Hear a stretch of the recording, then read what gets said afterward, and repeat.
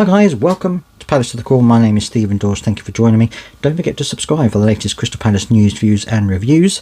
And I know it's been a few days. There hasn't really been a huge amount going on, to be honest with you, in terms of Palace. Obviously, we're on the international break and, you know, not a huge amount going on. Although there was a story today, which I'm going to talk to you about, which is that I think a lot of people will know that Tarek Mitchell is a very good left back. You know, in terms of defending, he's actually very good.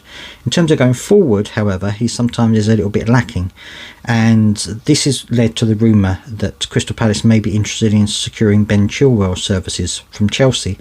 Now, personally, I'm not entirely sure this is going to happen. I mean, Chilwell's record is better than Tarek Mitchell's, especially going forward. He scored more goals and things like that and got more assists.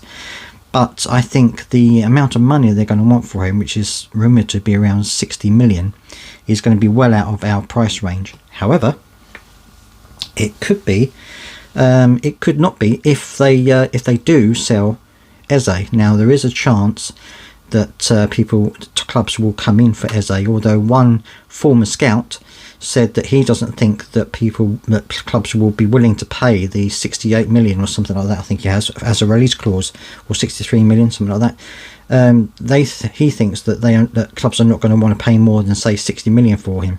So it depends, I guess, on how his season carries on, because, you know, he's had a little bit of a rocky start to the season. Not necessarily all his fault.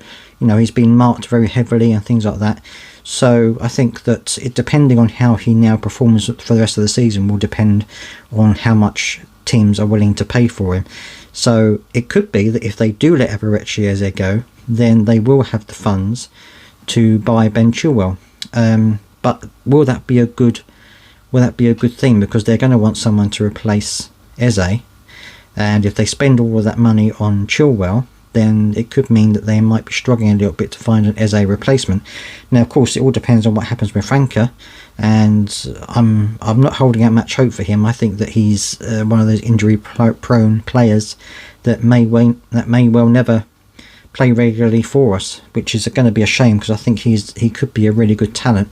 But I'm keeping my fingers crossed that keeping my fingers crossed that Eze stays and that Franca is fit enough to play long term. But in the if needs must, would you be happy to sell Eze and bring in a replacement and a bit of competition for Tarek Mitchell?